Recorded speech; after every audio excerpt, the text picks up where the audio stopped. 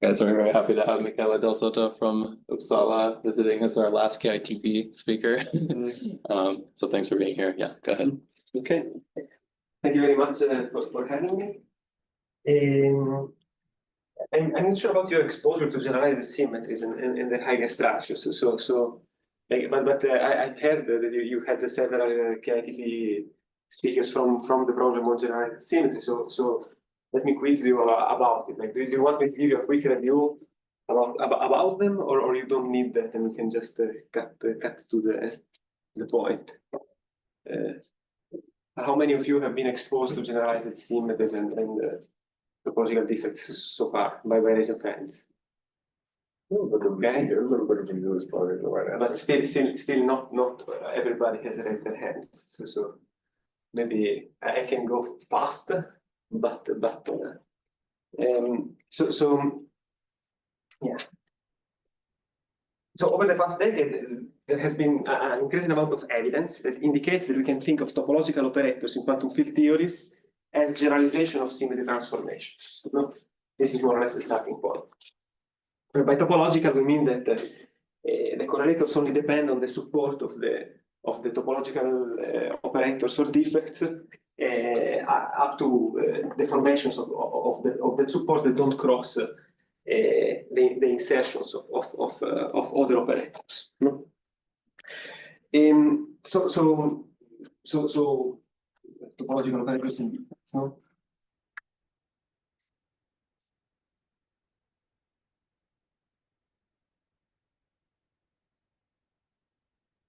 And like we get out of this, we get some actions. There is a linking action, which generalizes the usual action of symmetries on local operators. Linking action can be extended to operators supported on lines, for instance, or on higher dimensional surfaces. And we can also have some further quantum numbers that arise from crossing. So you can take an operator and cross a topological defect, and your line operator changes from all to prime. And I was hoping to be able to color code this, but the yellow guys are the topological defects. No, so we have linking and crossing. Quantum numbers. And like the idea is that these quantum numbers can provide interesting constraint on the spectrum of extended operators, like selection rules for correlators with the insertions of extended operators, and also give rise to generalizations of Takahashi-Ward identities. No?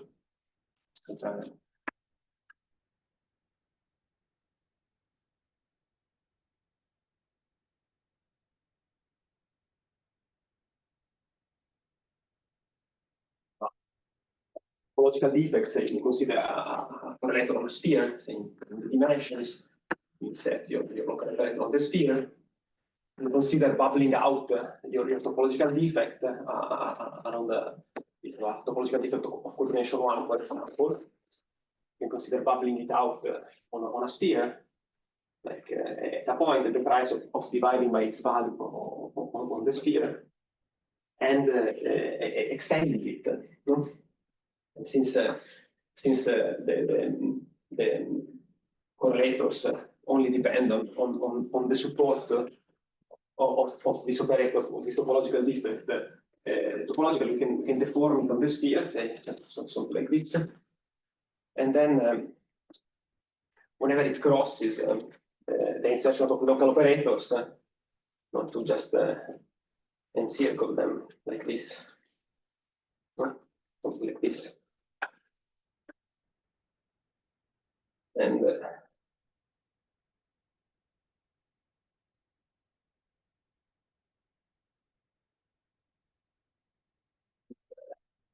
then you can kind of shrink it back, exploiting the topology of the sphere to another sphere here.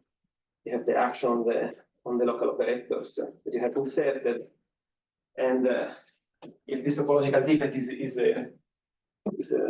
such that when it fuses to itself, it gives rise to another topological defect which is non-transparent, then you will have some some other types of topological defect that connect these to the sphere that you have originated, no?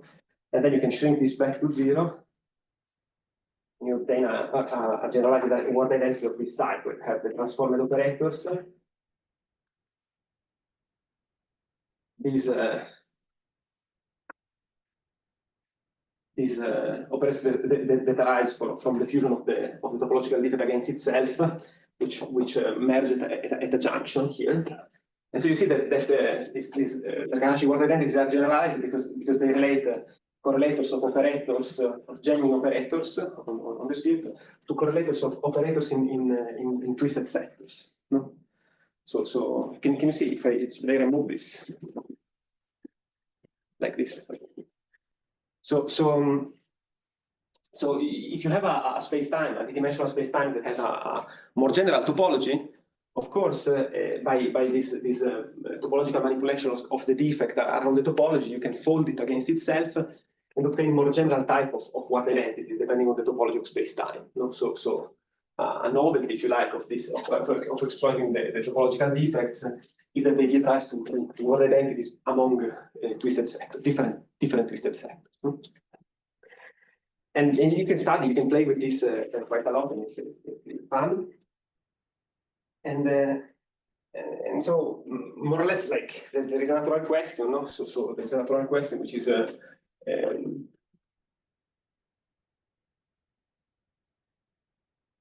what is the interplay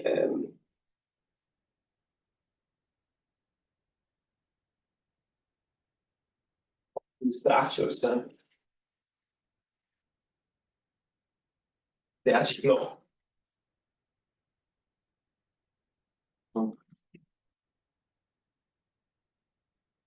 Something, something interesting, and learn something interesting about the dynamics if you have one of these topological defects around. And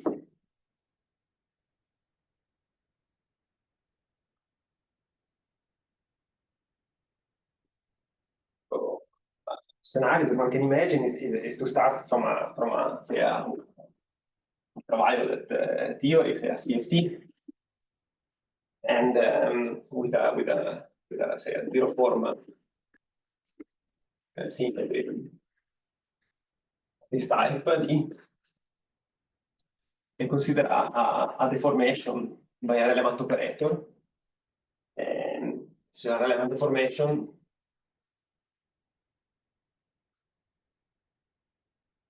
that triggers an Archie flow, no?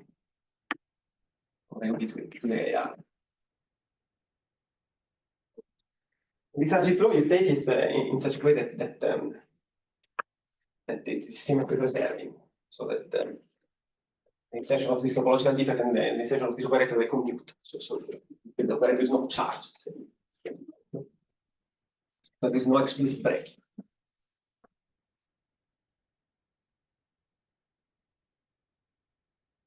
And then, like, what happens to this defect in the infrared? Symmetry, generalized symmetry in the infrared is very similar to what happens to ordinary symmetries. So can be preserved.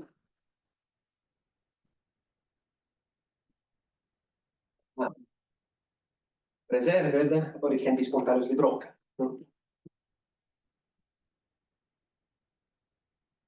And well, if it is preserved, it can be a gapped phase or a gapless phase. And in the gapped phase, it can be a trivially gapped phase. Let's say trivial and non-trivial. And here you have a gapped phase which is realized as an SPT. And here you have some more general topological order. And in the gapless case, you have the similar behavior where you can combine, you have a CFT typically, and you can combine the CFT with SPTs or topological orders, giving gapless versions of both this scenario. No?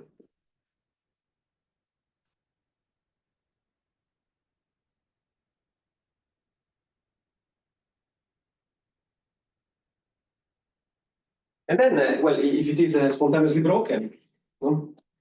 Then these will become a domain wall.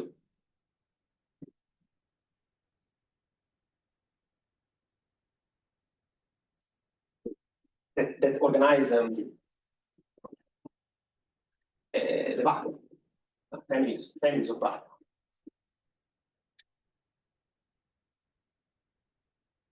And this also can be gapless or gapled. No?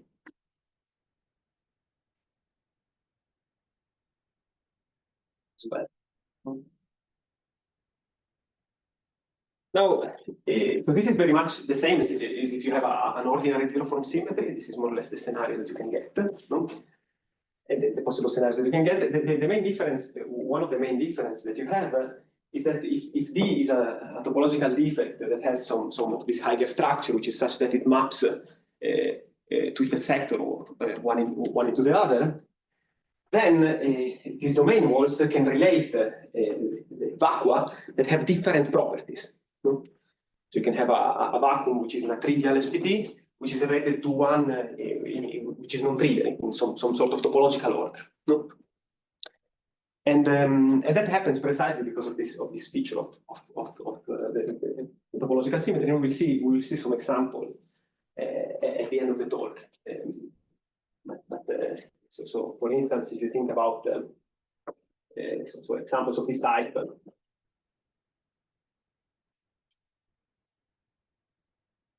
Occur in the n equal to 1 star deformation of n equal to 4 square meals.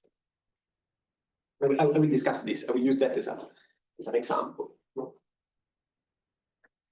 In 4 dimensions. No?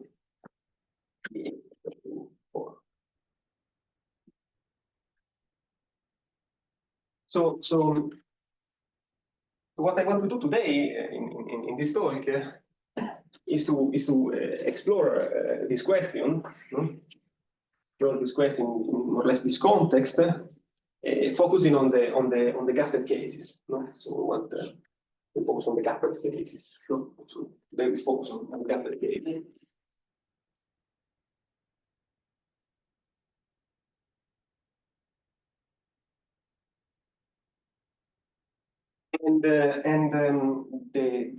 So for us, the IR will be gapped. No? And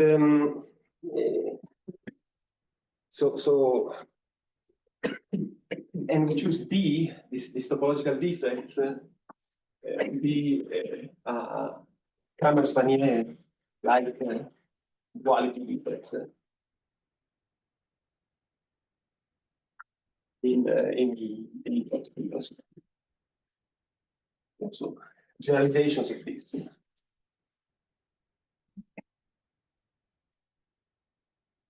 And so this question has been studied by various groups before our work, and I want to mention them here. So there is a work that I did together with some other collaborators, Bashmakov, Aidi, and Hassan in 2022. And then there is work by Ante, Nordova,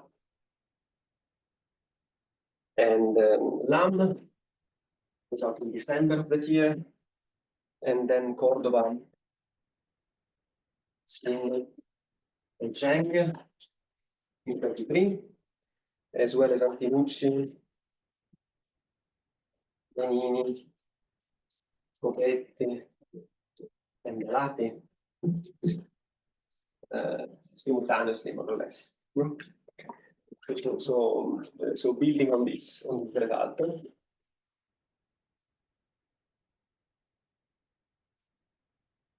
And what we did, we obtained some first coarse classification of all the possible phases that can arise from a situation where you have no explicit breaking, you preserve the symmetry on a gapped phase, and we consider both the cases where where the gapped phase is trivial or non-trivial, and the spontaneous symmetry breaking cases. So we have a first classification of all of these possible phases for all the possible generalized duality defects. And so it has been a long work, quite challenging. And the main tool that we have used to achieve this result is, if I cannot write here, no? Here it's already challenging to see for people in the back. Is it okay? Yes, okay. But there is a no, right? Okay. So the tool that we have used is this SymTFT construction. The tool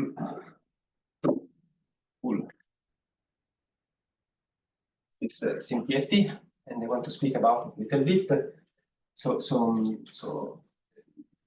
that's the thing that allowed us to first of all construct these defects systematically, and then to classify the gapped phases also in a systematic manner, exploiting essentially insights that were discovered by these two groups, and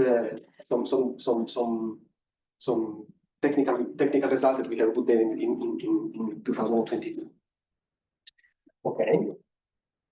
So this is more or less the end of the introduction. Are there questions about this part? Is it?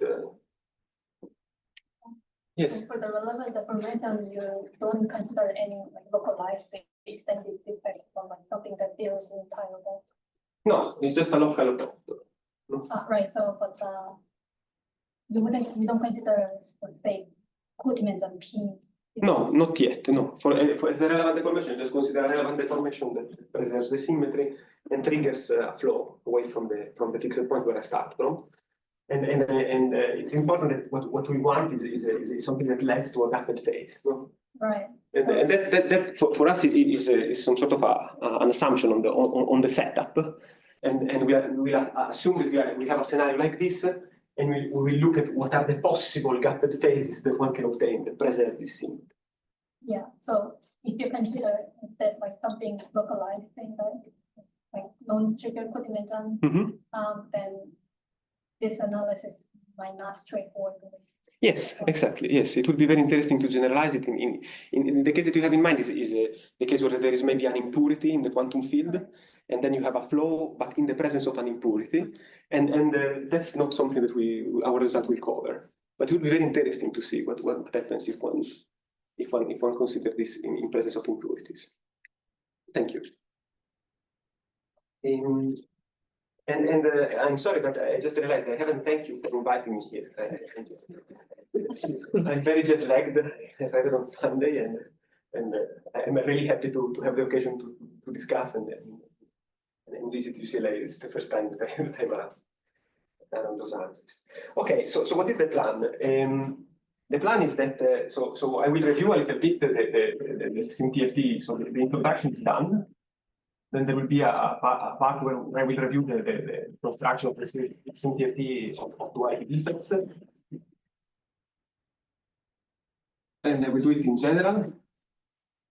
And then I will present the equal to personal case in Italy. And then I will discuss the applications.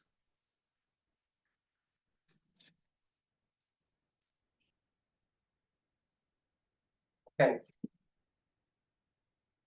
So this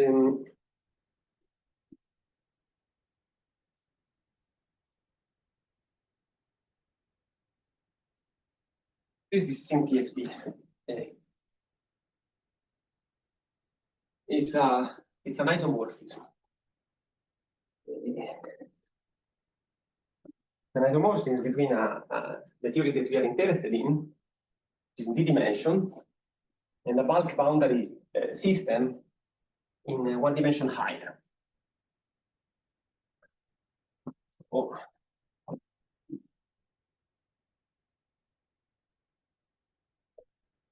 So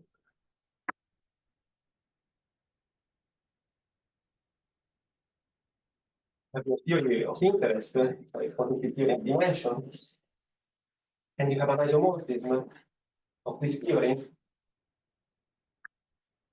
with which is denoted in this way.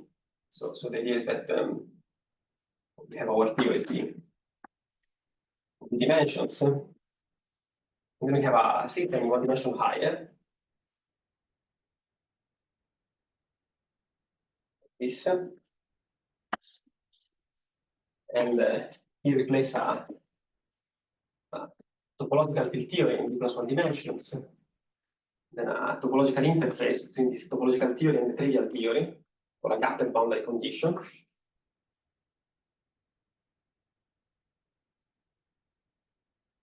Then here there is another ingredient, which is a relative field theory.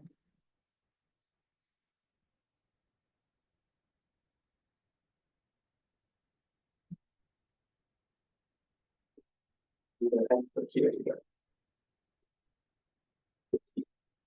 this one dimensions. No?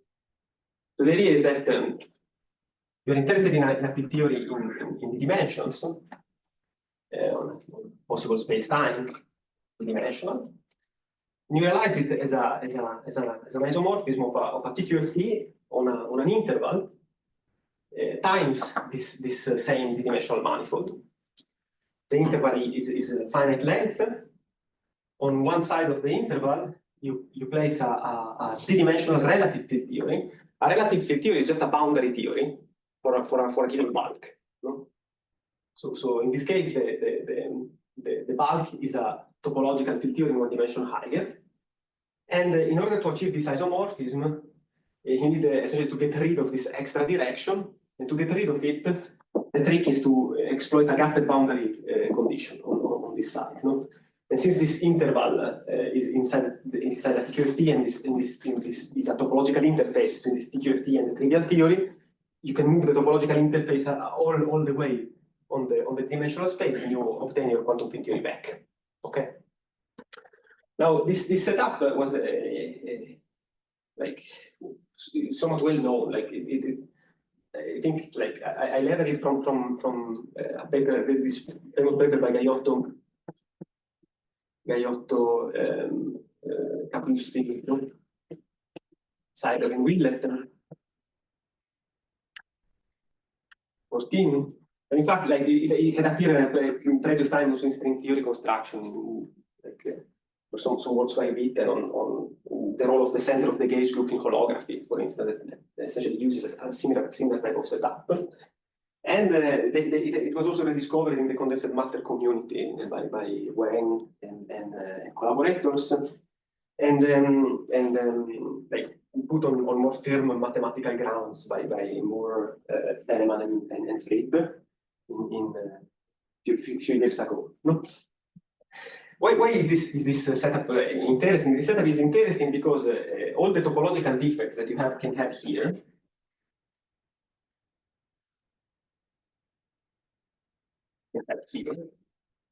they are essentially encoded in this language, in this part of the SymTFT, in the endomorphism, they are called, with respect to this TQFT of the boundary.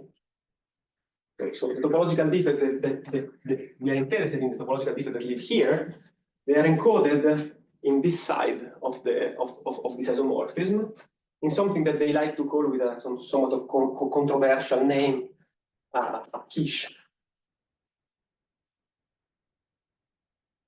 of the symmetry. And the name is controversial because this picture is referred to as a sandwich. And you want to form a sandwich out of a quiche, it's a bit of a problem.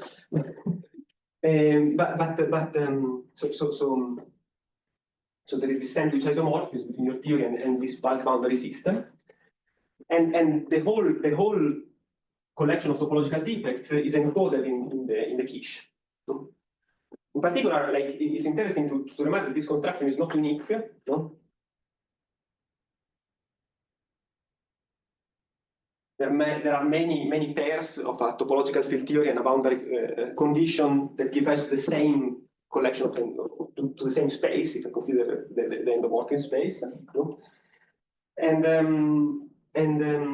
when we are interested in the topological difference, we want to consider like suitable equivalences in this context.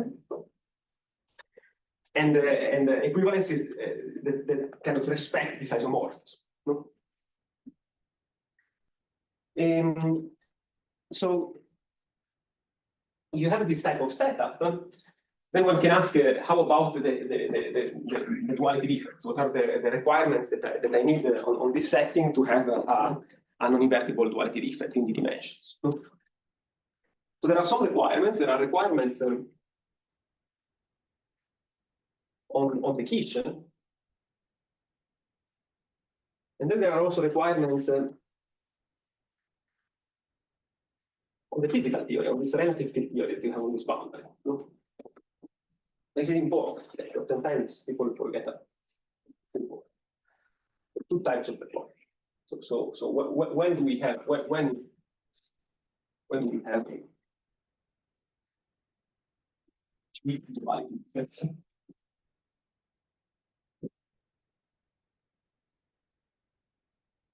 So well, first of all, we need a collection of topological interfaces of this theory here, labeled by a group element. So these DGs are like, it's my notation for the zero form symmetries, no?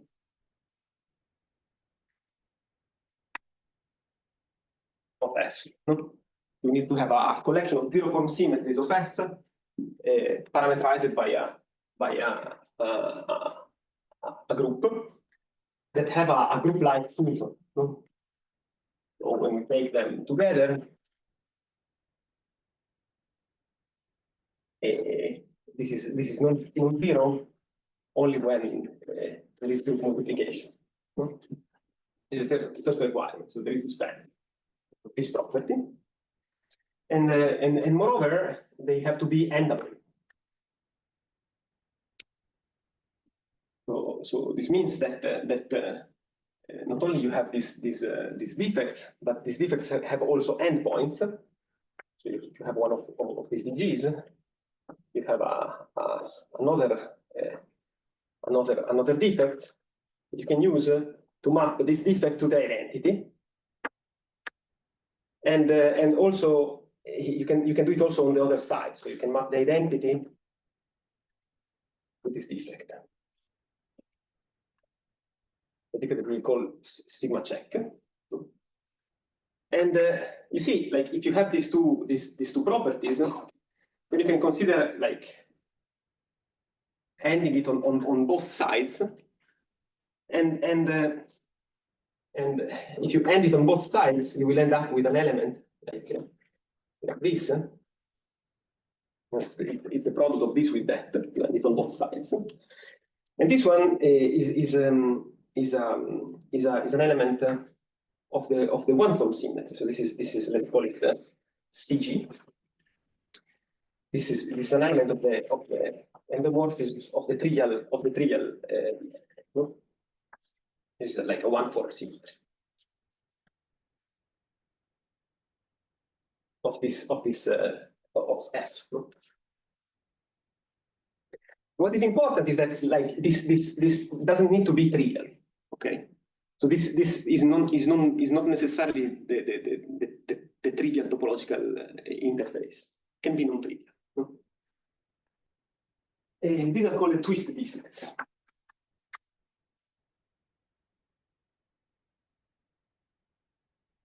And so they are endable. And moreover, finally, they also have to act non-trivially on the boundary. So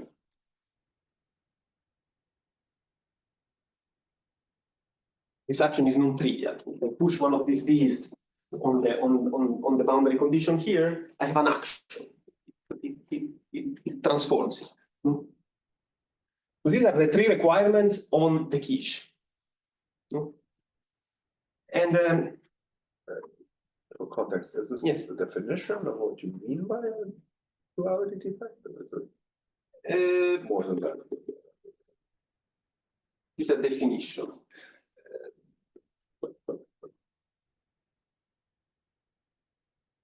So right now I haven't yet defined the duality effect.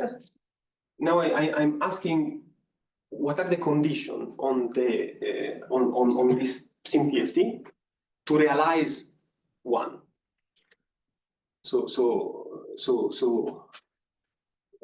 Let me go ahead a little bit and then I will answer your question. Okay. So if you just have these, no? If you have these three, no? So is this family? They are endable and they act not trivially on the boundaries. You have these trees. What is that you get? You have these trees, you get some family of theories. And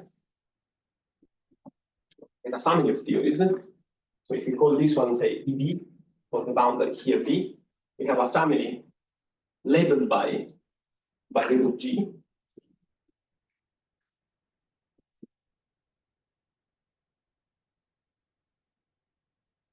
This family, they are different in principle, but they are interconnected by topological interfaces. No? But there are topological interfaces between them, which are obtained out of these twist defects. So they have the form in general, something like sigma G check, tensor sigma H, and they will take you from this theory to this theory. So if you think about this picture, what am I saying is that I can so just blow out DG defect here, and but I end it on the sigma G. Here I have my relative field theory. Here I have my boundary. No? And now, if I push this on the boundary, no, then I will obtain an interface here between one boundary and a different one. No? And so when I use the isomorphism, I have the theory I started from, B, and then a new one, B, D, G, B, and they are related by this topological interface. Okay. So this is not yet a duality. It's just the fact that you have a topological interface. There is some topological manipulation that you can do on your theory, no? And this produces for you a topological interface, which is essentially a way of translating operators here into operators there. Like you can think about gauging a finite one-form symmetry over half of space-time, for instance. This is an example of this topological manipulation. No? For us, it is interesting that it is important that we have this group label, but in general, if one is not interested in classifying, one could just drop this requirement, and you will not have a group-like structure. But since we care about classification, we want the group. No? And so far you have this topological interface, but there is another requirement. Let's say there is a requirement on the relative field theory. The requirement of the relative field theory is that it can absorb this one-form symmetry. Okay. So if the relative boundary, if this relative boundary can absorb this one, whenever that happens, this one induces an isomorphism.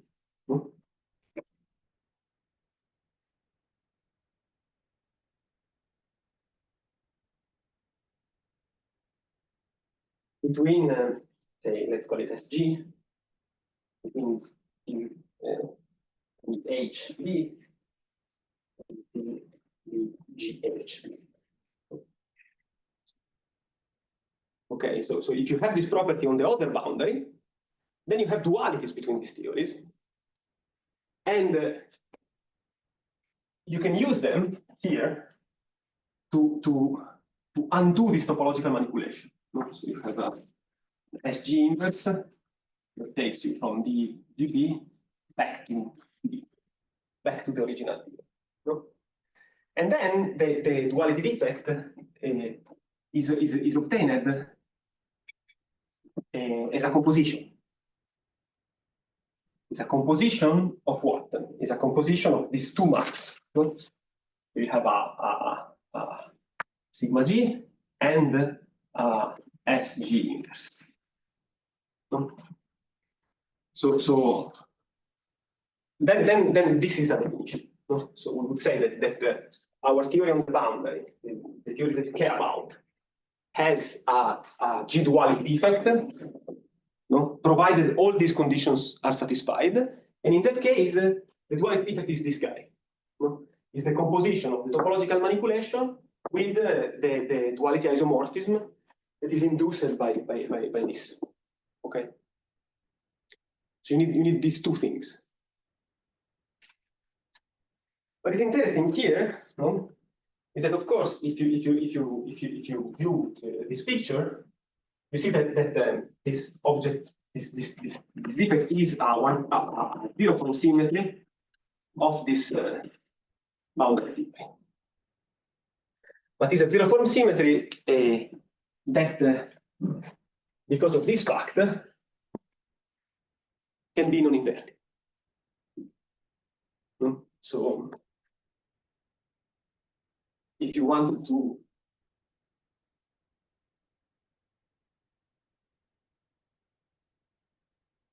what happens when you fuse, for instance, this duality defect with this opposite, or by opposite I really mean the one that has the opposite orientation, then this one, because of the isomorphism, is entirely captured by this relation. This one is equivalent to this via the SymTFT isomorphism. So it's interesting because whether this is invertible or not in this language, it depends on the structure of the twist defects of the SymTFT. Okay.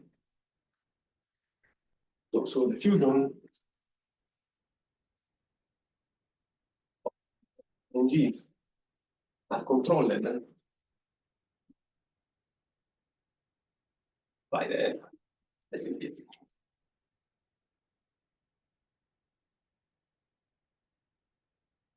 Now, this construction here was some sort of a summary of a result by Cailio, Mori, and Zhang.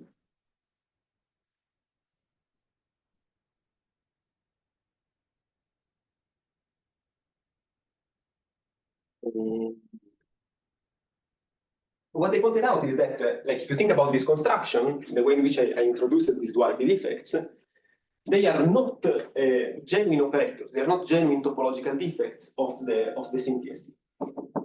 They arise from n points of other defects. They live in some sort of a twisted sector. And so they asked Cailio, Mori, and Zhang, they asked if there is a SymTFT that for which this duality defect, this sigma g's, this topological manipulation and these duality defects, whether they are genuine ones. They are not endings of other operators. They are really just literally some topological defect there. And they found a way of taking care of this. If this group G is gaugeable. So this is the zero-form symmetry group. And if it is gaugeable, then you can go from your SymTFT you started from this one to a SymTFT where you have gauged it away, and so it's like an orbifold.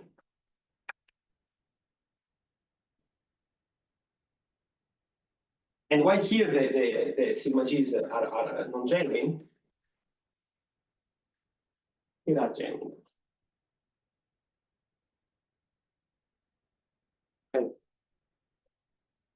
So of course, no, because if you gauge away the G's, you identify this one with the identity, and you are left with the twisted sector.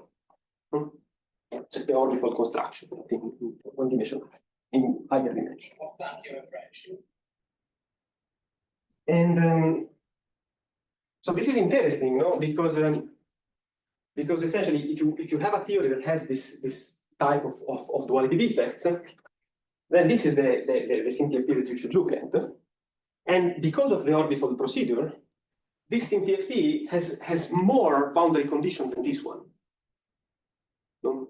This one has a given collection of boundary conditions. This one we have some of them that are identified with these ones, but it will have more. And the fact that there are more boundary conditions here is essentially the reason why you can exploit the SymTFT to speak also about the spontaneous breaking of non-invertible symmetries, which is an interesting remark. But the fact that there are more boundary conditions is what will allow for the spontaneous symmetry breaking. Okay.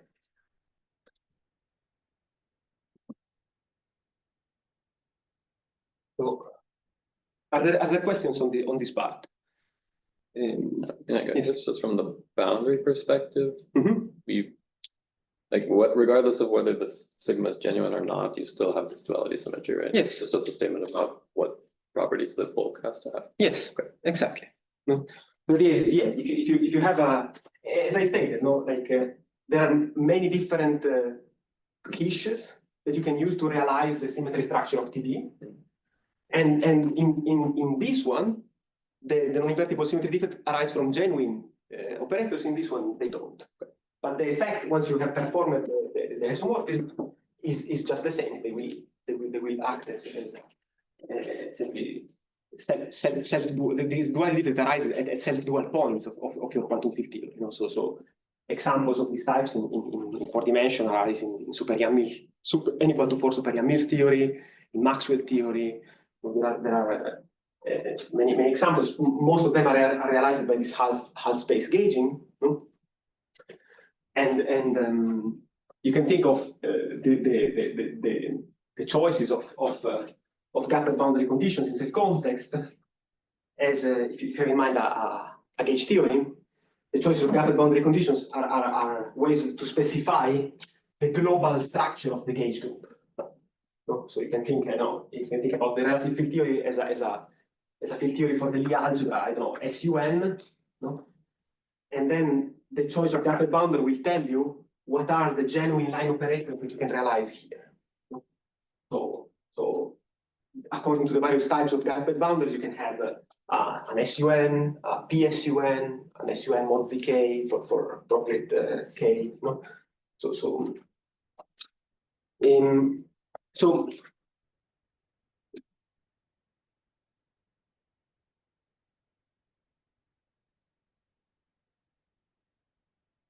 yes. Can you also explain why the polypod has more boundary? Yes, I will do it now. I realize that I'm going really slow. Is that clock correct? Yep. I have been going all right. Oh my God. Okay.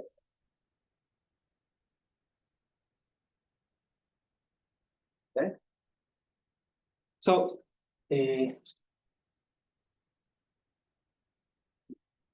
how to use this to constrain energy flows?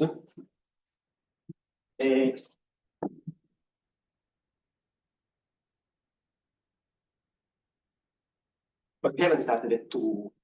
We have started at 2. Plus a Q. Oh my God. Okay.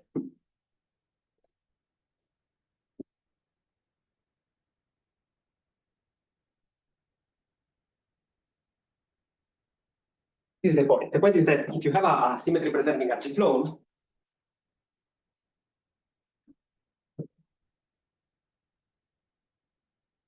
then the idea is that have your isomorphism, say, and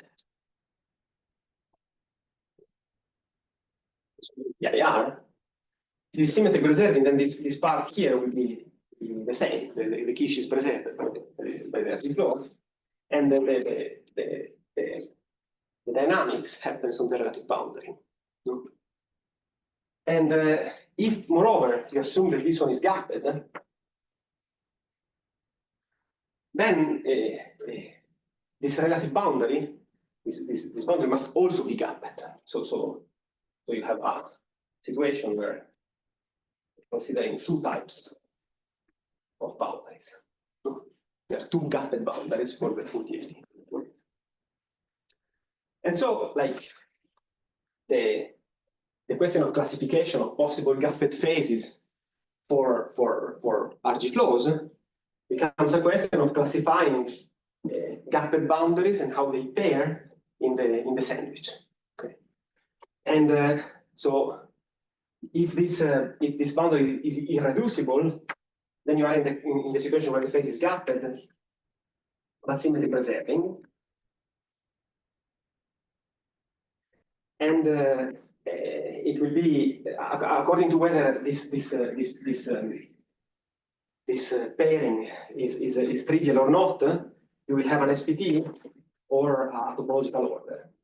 Topological order, if you can trap some topological defect in this by using these two non-trivial boundary conditions, and it is an SPT if you can neutralize all of them.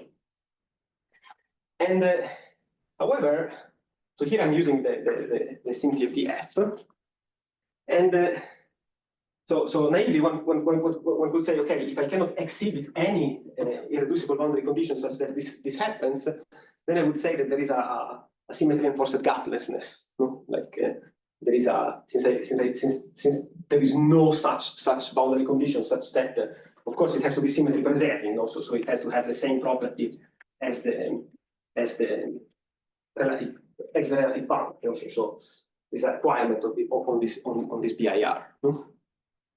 So if no such BIR exists, no, then one would say, okay, there is no gapped phase of this type. However, if you consider the action, since we have a non-trivial action of DG on the boundary, you can form multiplets. No? So you can consider a family of boundary conditions, EI1 plus EL, something like that, such that it gives rise to a representation of G. No? So each boundary singularly will not preserve the symmetry, but they transform in a non-trivial representation. No? And if you have a collection of boundary conditions that satisfy this requirement for all G's in your G duality symmetry group, then this one gives rise to an irreducible boundary for FG. So this becomes a boundary for FG, F mod G. Because now G, this is neutralized, and this is the analog of a twisted sector, but in the boundary condition. And so if you're in this situation, then the structure of the various vacua that are permuted by the symmetry is captured by the sandwich of inside F of the reference boundary condition with the ones in the family. Determines.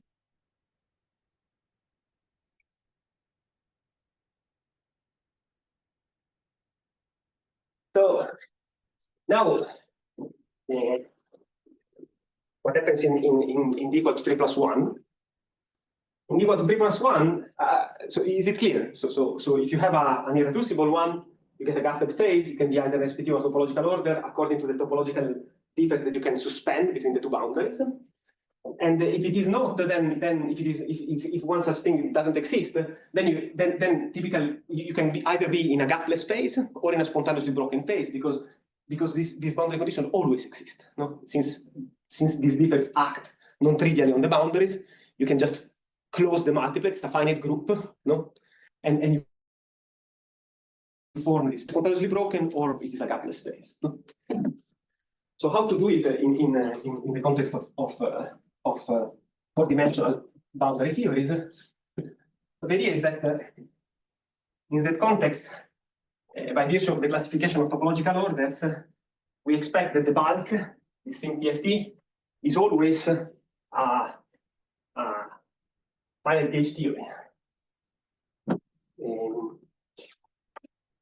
So of two forms.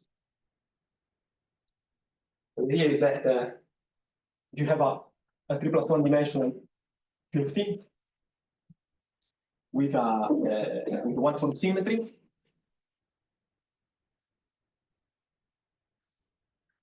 Then it's sim TFT is just a possible sim TFT is a BF theory with gauge group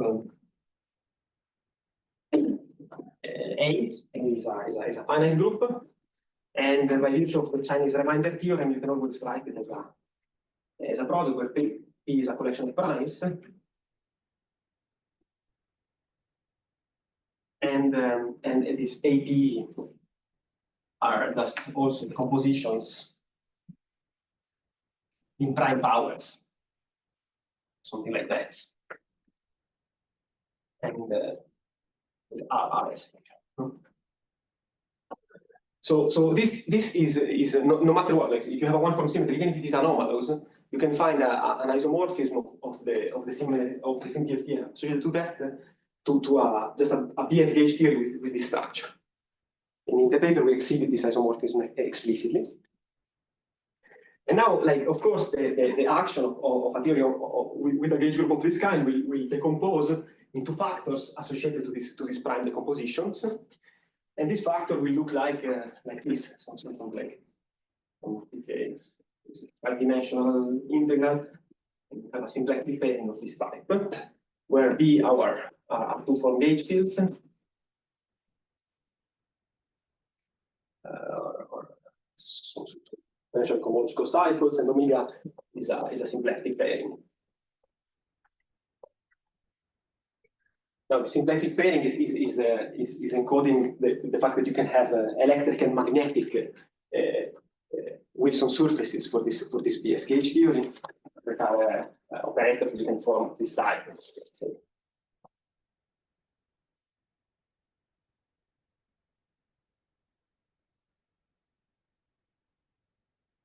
And M2 is a class in the H2 of the 5-dimensional bulk with coefficient in this factor, between A and H2. This would be the electric charges, and these are the magnetic charges. And now, well, so the boundary conditions in this context are coarsely classified by choice of Lagrangian subgroups.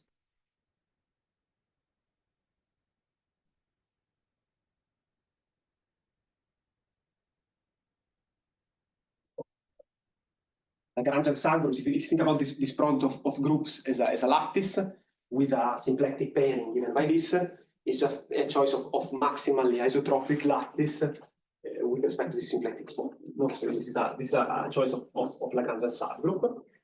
And in that case, you obtain a field theory, say, from the sandwich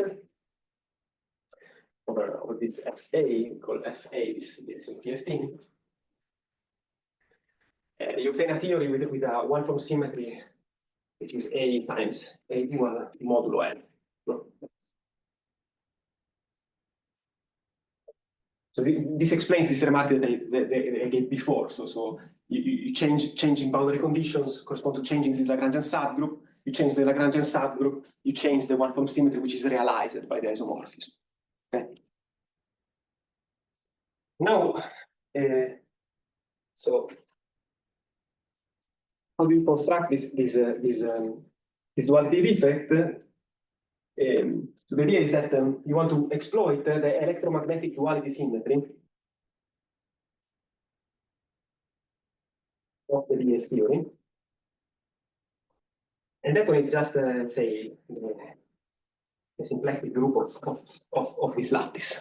And so you choose an element here, and you want to find a corresponding codimension 1 interface in this theory that represents the action of this group on the chart lattice, and that can be done it is a condensate of these defects.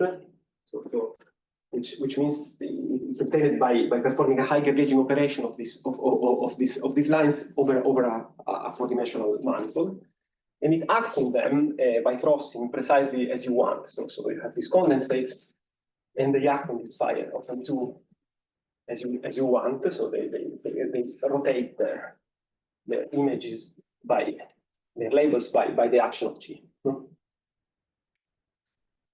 And moreover, this condensate is a condensate of the phis, and they satisfy. It's easy to prove that they satisfy a group law multiplication, and moreover, they are endable precisely because they are condensates. A condensate is like a Higher gauging procedure, and if you have a Higher gauge theory on a submanifold, you can always prescribe Dirichlet boundary conditions. The Dirichlet boundary condition for the condensates are the twist defects, no? And so it satisfies the requirements that you wanted, no? Apart from the one that it can be absorbed by the dynamical boundary, but that one is a requirement of the dynamical boundary. It's an hypothesis that this theory has the duality. No? So we can construct them, and what is remarkable is that we can construct it for any group G. No? So oftentimes when people study duality defects, they restrict themselves to the case in which the duality defect is abelian. No? But with this construction, you can realize also non-abelian subgroups of SP. And now the question is, how do we classify the phases? No? And the classification is essentially the same as I outlined above. And now these sandwiches are coarsely, like when I consider a boundary labeled by a Lagrangian and a boundary labeled by another one, then like whether I get a topological order or not is literally related by whether these Lagrangian have a trivial intersection, in which case we have an SPT, or not. Then we have a topological order for the one-form symmetry which survives for the lines that survive here. The idea to have in mind is that like we have this sandwich, and now these phis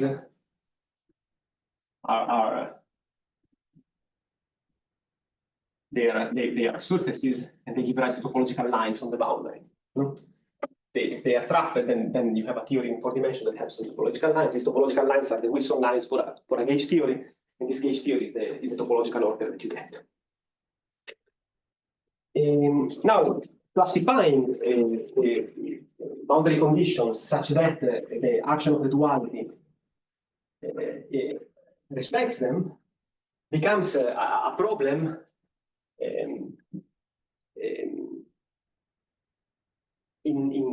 can be translated, if you like, in the number theory associated to these lattices. So because of the action of the duality on the lattice, we can essentially translate the question of existence of these boundary conditions in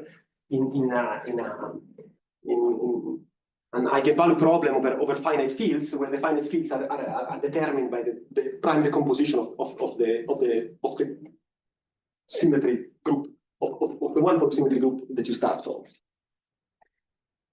And so, yes, maybe we have 2 minutes, 3 minutes.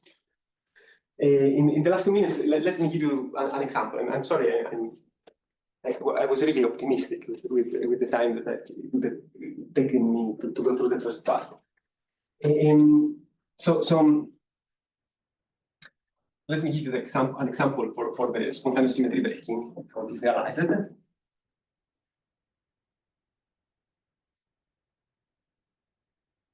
Using this type of language. And what is interesting, like in the paper, we solve for this algorithm, exploiting Galois theory, and we can classify all the possible invariant Lagrangians. So it's very explicit. We do it for the abelian subgroups, and we explain how to generalize in the case in which the G duality defects are non-abelian. But in that case, we don't have a a complete classification. We explain a method, but it would be overkill to do it. So let me give the example of spontaneous symmetry breaking from this perspective.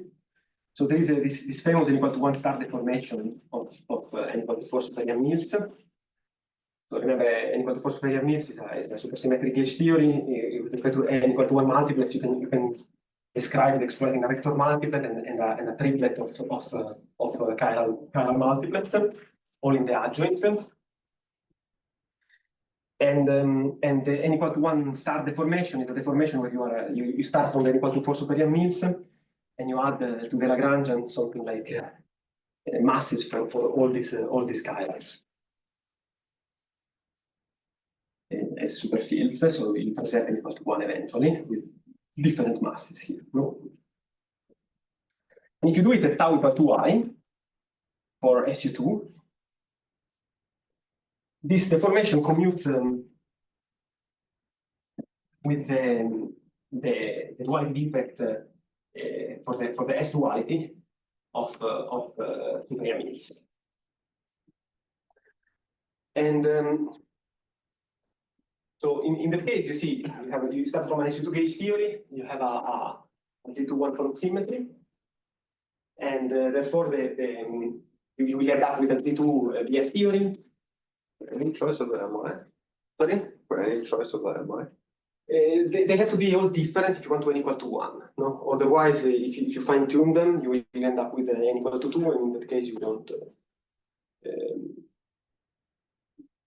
you don't flow to an n=1 theory, and then the classification of backward will be different. No? I mean, it's not gap. It's not gapped, exactly. But if you choose them generic, I think you get to n=1 and the backward are gapped. So we are in the setup that we can. So S is an element now of this SP of Z2 times T2, no? And since S squared is equal to 1, but 1 is equal to 1 modulo 2. So in the coarse classification, we only care about the Z2 sublattice, and when we have a Z2 is our G. And the lattice of operators in this CMTFT is we have a Z2 electric and a Z2 magnetic. Say. This is the lattice of surface defects. And these surface defects have realized an Heisenberg algebra and the possible Lagrangian sublattice that you can form here. So that consists of a lattice which is generated by this phi E, a lattice which is generated by phi M, and a lattice which is generated by phi E plus M. So this one will correspond to a global structure, say SU2. This one to the global structure as PSU2 0, and this one is PSU2 at level 1. And now you see, like, what happens when you consider the action of S. S is something that just swaps these two lattices. You know, it's like the Mortone-Olive duality for this the two BF gauge theory. So it just permutes these two, no? It's electric into magnetic. And so it will just map this one into that one, while this one will be left invariant. No? And if you look at the boundary condition, therefore there is one. Which is given by say the lattice E plus the lattice Bm, and there is one which is B plus M. No?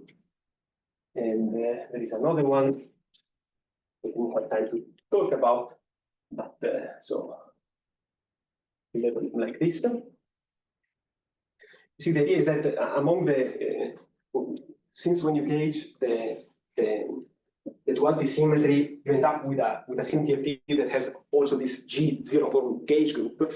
Then in that theory, you also have topological Wilson lines for that gauge group, no? And they can be used to produce further global structure that have a two-form symmetry. This is why we label them by sigma 2. This global structure are essentially can be realized when you can gauge the duality defect. And they correspond to the global form of the theory where you have gauged the duality. So the existence of this is related to the existence of invariant Lagrangians. So they are not always there, but if the Lagrangian is invariant, then there are these extra boundary conditions. And if you consider these new ones, so let's call, what can I call? I can call sigma the duality effect here, and I call W the Z2 Wilson line. So W can end on these two, no? And instead sigma can end here, no? So this is how we get the two from sigma. Now, from the ending point of W, we end up with the point operators on the boundary that are charged with respect to the action of sigma, because sigma and W they anti-commute, no? In this example.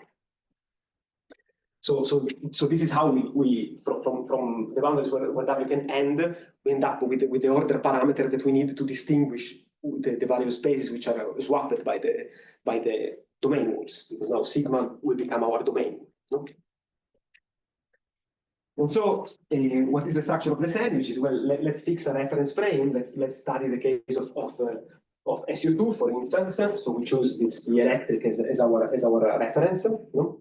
And then you see, if we take the sandwich with this boundary condition here,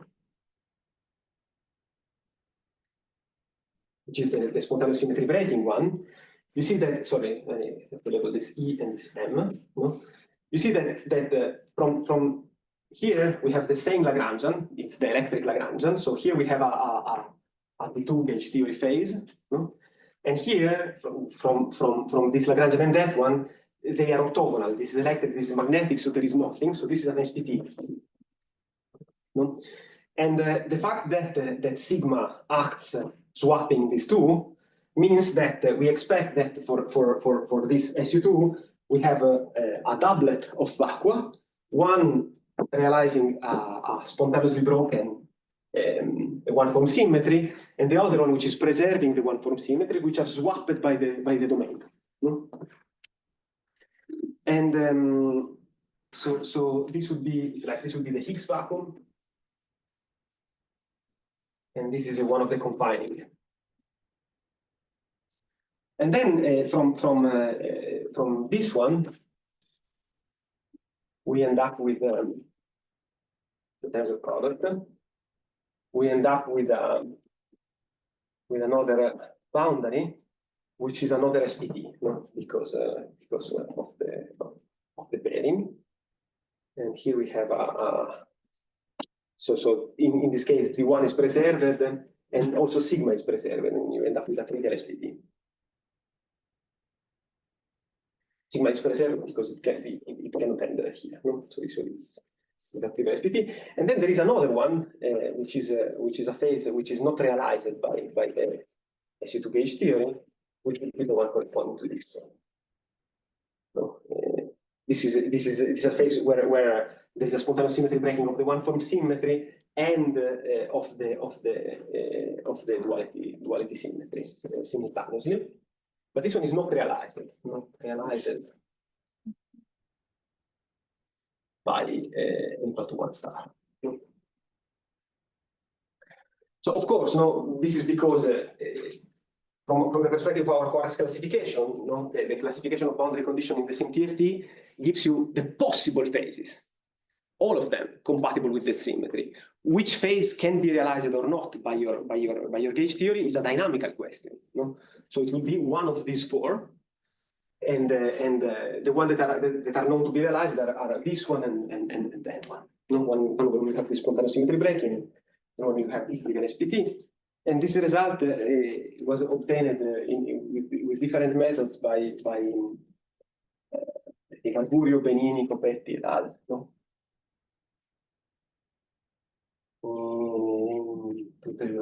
What is on that realize spontaneously broken S duality and yes, spontaneously broken S duality and spontaneously broken Z2. This one is not, as far as I know, this one is not realized. At least according to the result, the phases they can realize are these two. But this explains how to exploit this. So you see, like, this formalism becomes, if you have a concrete example in mind, you just take the one from symmetry, look at our paper, look at the classification of the invariant Lagrange and at the possible algebra that you can get out of the duality defect and the Wilson lines, and you can just run the machine, and it will tell you what are the possible gapped phases, whether you have a trivially gapped or not, and whether it is spontaneously broken, what is the structure of the vacua that are swapped by the duality defect. No? And this essentially, well, for the gapped phases, the one that don't have spontaneous symmetry breaking, this is the result. We reproduce essentially the result by Apte, Cordova, and Lam, and Sin, Cordova, and Zheng. No? But they consider the case where the gauge group had this prime decomposition had only one simple factor, and instead exploiting our, well, thanks to Azim Hassan expertise in number theory, he's really happy to play with those tricks. We were able to run this classification for arbitrary one from symmetry groups. Okay, so this is more or less what I wanted to say. Sorry for going over time. Yes.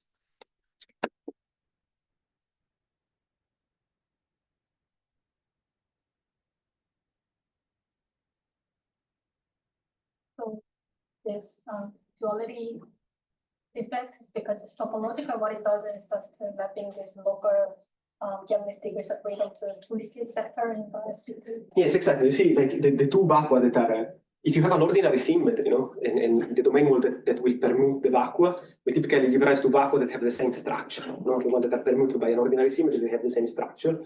And instead, in this case, since this one is a non-invertible duality defect, and it is spontaneously broken, the two vacua that we get are not, they have different features. No?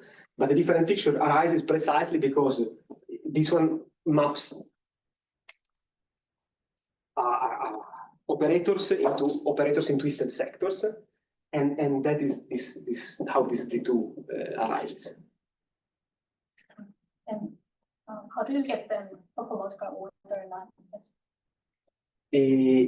Here it comes because since these are both electric boundary conditions, you can end the corresponding surface defect on both of them. And so you end up, when you perform the sandwich, with a four-dimensional phase, which is gapped, but has topological lines. And these topological lines, they form a Z2, and they are the Wilson lines for the Z2 PF theory that realizes this topological order.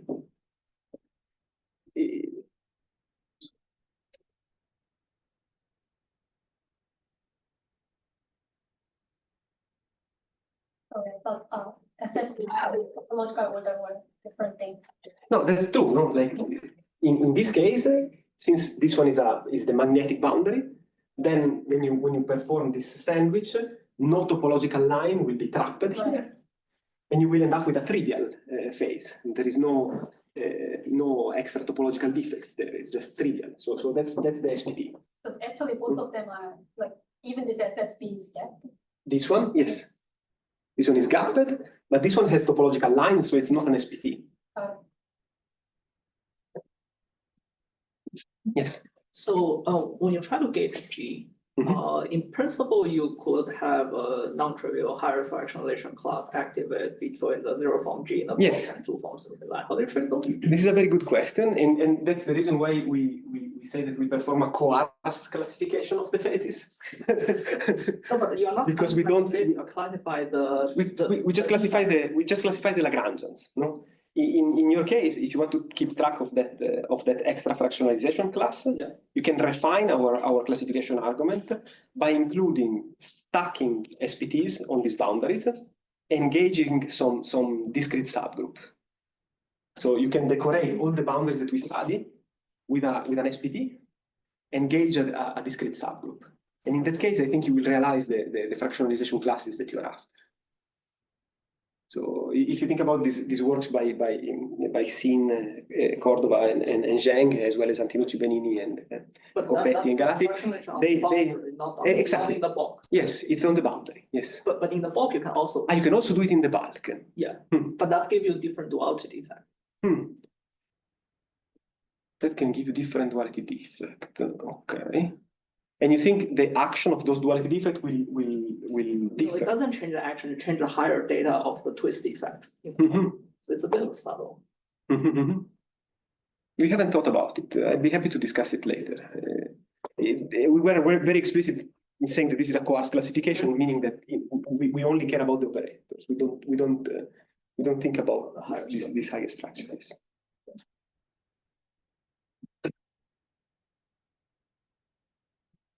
Michele again. Thank you.